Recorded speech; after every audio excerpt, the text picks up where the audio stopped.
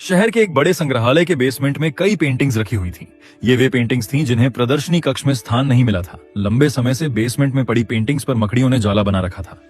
Basement के कोने में पड़ी एक पेंटिंग पर एक मकड़ी ने बड़ी ही मेहनत से बड़े डिधासा जाला बुना हुआ था। वह उसका घर था और वह उसके लिए दुनिया की सबसे प्यारी चीज थी। वह उसका विशेष रूप से ख्याल रखा करती थी। एक दिन संग्रहालय की साफ सफाई और रखरखाव कार्य प्रारंभ हुआ। इस प्रक्रिया में बेसमेंट में रखी कुछ चुनिंदा पेंटिंग्स को म्यूजियम के प्रदर्शनी कक्ष में रखा जाने लगा। यह देख संग्रहालय के बेसमेंट में रहने वाली कई मकड़ियां अपना जाला छोड़ अन्यत्र चली गईं। लेकिन कोने की पेंटिंग की मकड़ी ने अपना जाला नहीं छोड़ा। उसने सोचा कि सभी पेंटिंग्स को तो प्रदर्शनी कक्ष में नहीं ले जाया जाएगा, हो सकता है इस पेंटिंग को भी न ले जाया जाए। कुछ समय बीतने के बाद बेसमेंट से और अधिक पेंटिंग्स उठाई जाने लगी, लेकिन तब भी मकड़ी ने सोचा कि ये मेरे रहने की सबसे अच्छी जगह है, इससे बेहतर जगह मुझे कहां मिल पाएंगी। वह अपना घर छोड़ने को तैयार नहीं थी, इसलिए उसने अपना जाला नहीं छोड़ा।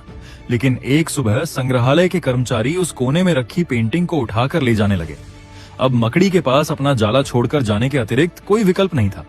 जाला न छोड़ने की स्थिति में वह मारी जाती। बुझे मन से उसने इतनी मेहनत से बनाया अपना जाला छोड़ दिया। संग्रहालय से बाहर निकलने के बाद वह कई दिनों तक इधर उधर भटकती रही। कई परेशानियों से उसे दो चार होना पड़ा। वह बड़ी दुमक ही रहा करती थी कि उसका खूबसूरत घर भगवान ने उससे छीन लिया और उसे इस मुसीबत में ढकेल दिया। वह संग्रहालय के अपने पुराने घर के बारे में सोचकर और दुखी हो जाती कि उससे अच्छा स्थान अब उसे कभी हासिल नहीं होगा। लेकिन अवसर अपने रहने के लिए स्थान तो खोजना ही था, इसलिए वह लगातार प्रयास करती रही। आखिर में एक दिन वह एक सुंदर बगीचे में पहुंची। बगीचे में एक शांत कोना था जो मकड़ी को बहुत पसंद आया।